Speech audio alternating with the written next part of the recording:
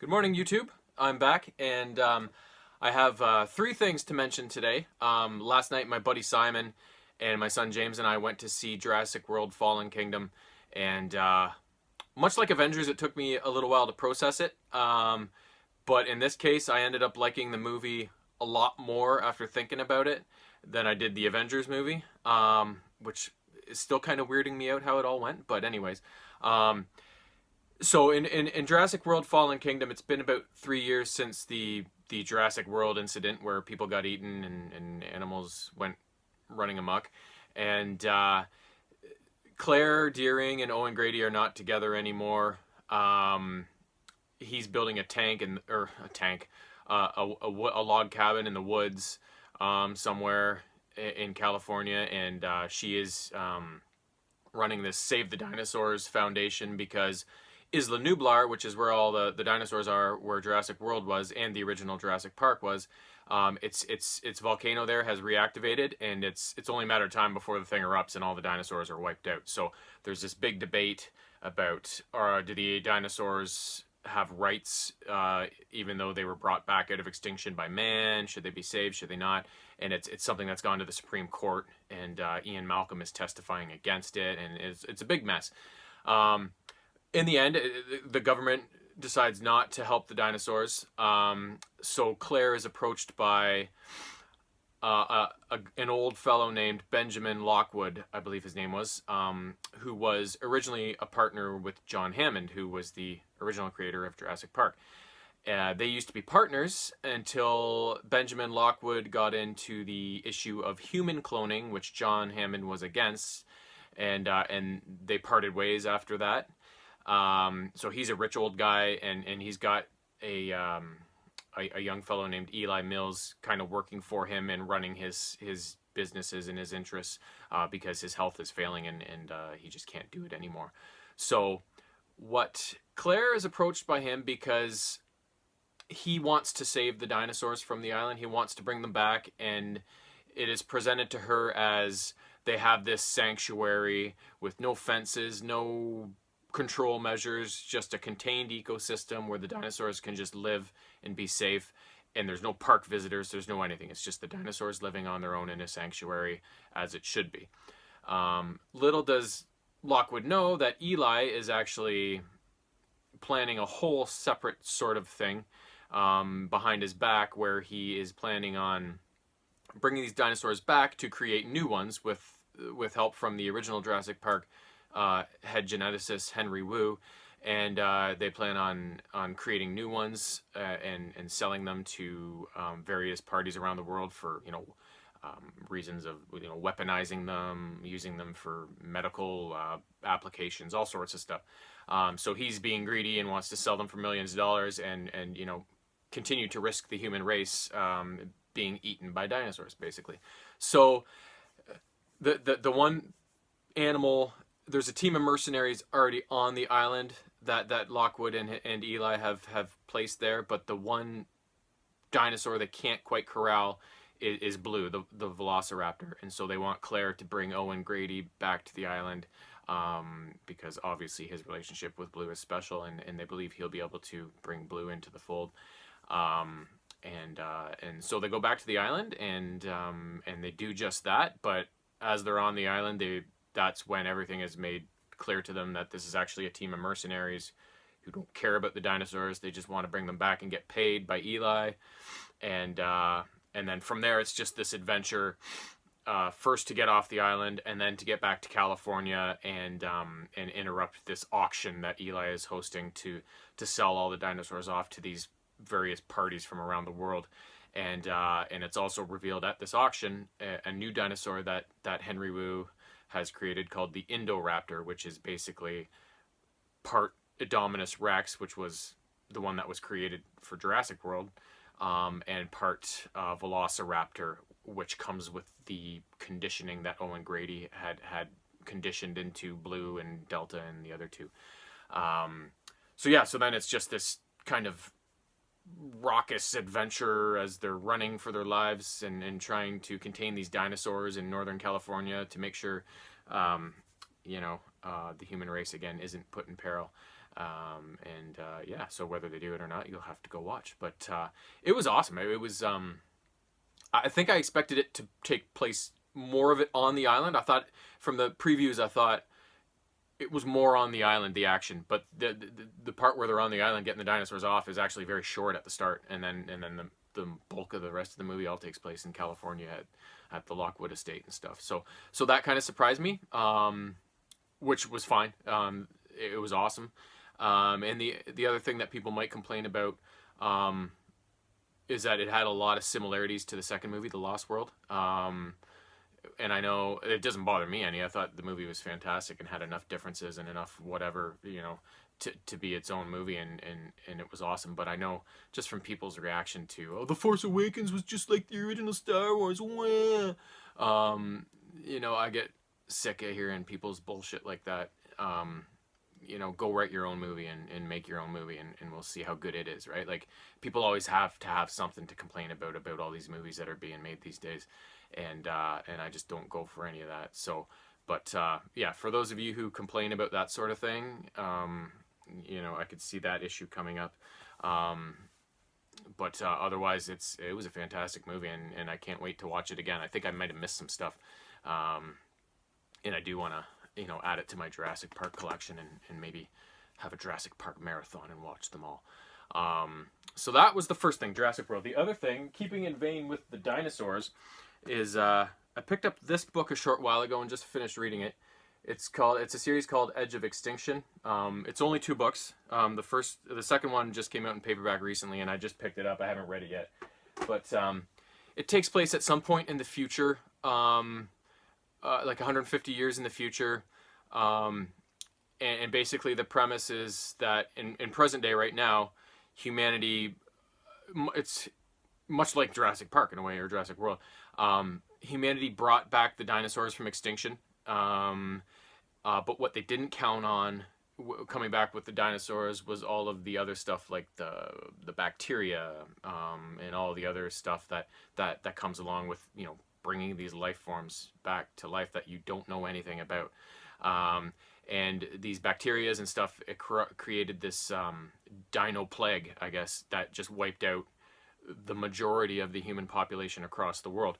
And then those survivors that were, for some reason, immune to the dino plague are now, a lot of them are living underground in these bomb shelters.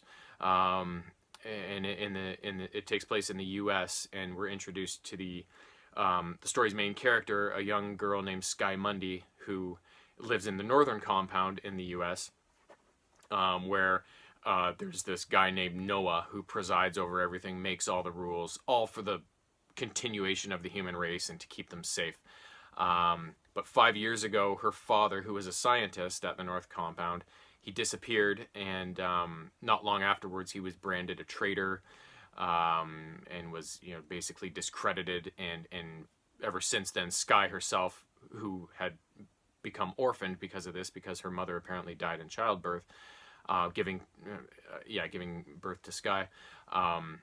She was essentially now an orphan, and because of her father's reputation now, she gets treated poorly at the compound, and she doesn't believe in the Noah's ideas, and she doesn't like compound life, and she wants nothing more than to figure out where her father went and go topside. She wants to live topside. She doesn't want to be in the compound anymore. And the only friend she has is a young fellow named Sean, and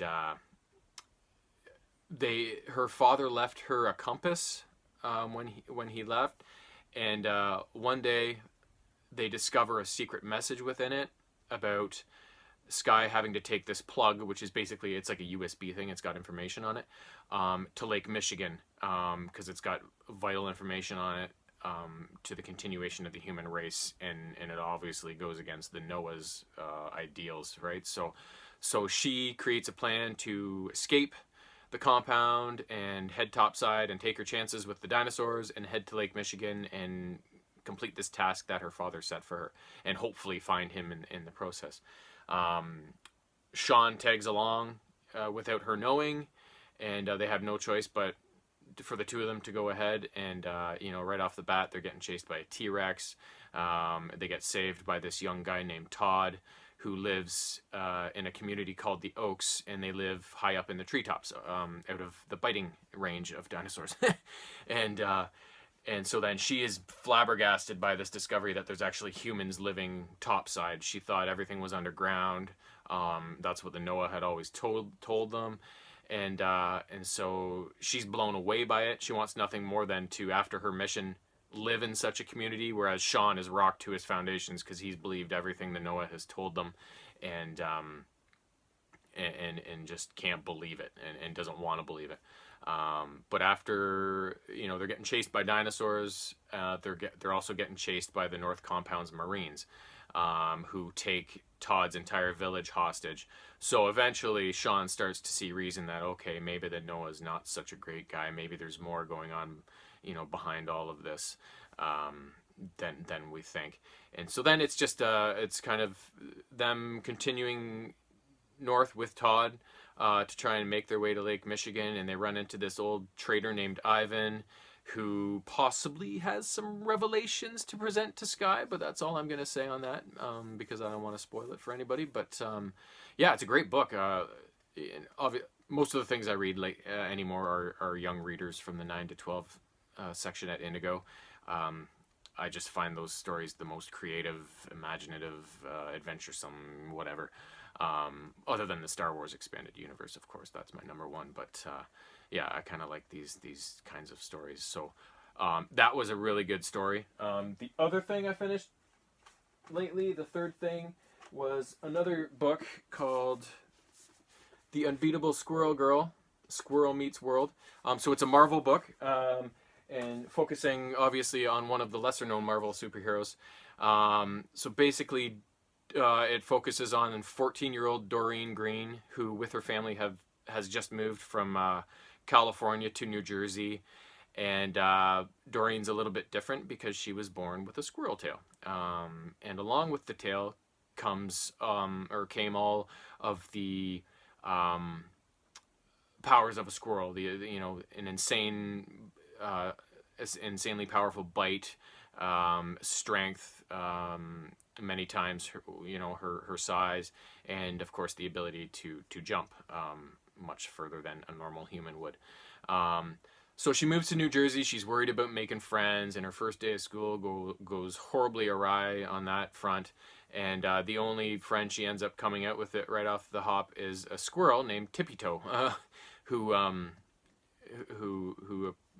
she somehow helps out. And I can't remember exactly how, but and then eventually, as she goes to school, she meets this awkward girl named Anna Sophia, who is kind of a Debbie Downer. But Doreen keeps kind of forcing herself on Anna Sophia, and eventually a friendship is formed. And then also in the meantime, Doreen has been going out at night to help Tippy Toe because she's discovered in the trees that somebody has been planting these squirrel traps that trap a squirrel and then crush them. So she's been helping Tippy Toe out by getting rid of these traps. And then also the dogs in the neighborhood have been going crazy, and she finds out that there's these small little devices planted around the neighborhood, and even some on the dogs that emit a signal that kind of drive them crazy and alter their behavior. And etched onto all of these devices and traps and stuff are the initials MM. So eventually Anna Sophia and Squirrel Girl, they start kind of sleuthing a bit and trying to figure out who's doing this, who this MM is. And throughout these adventures also, Squirrel Girl has gained a bit of attention and a bit of a following, and the kids at school are all talking about her, and everything's going along hunky-dory.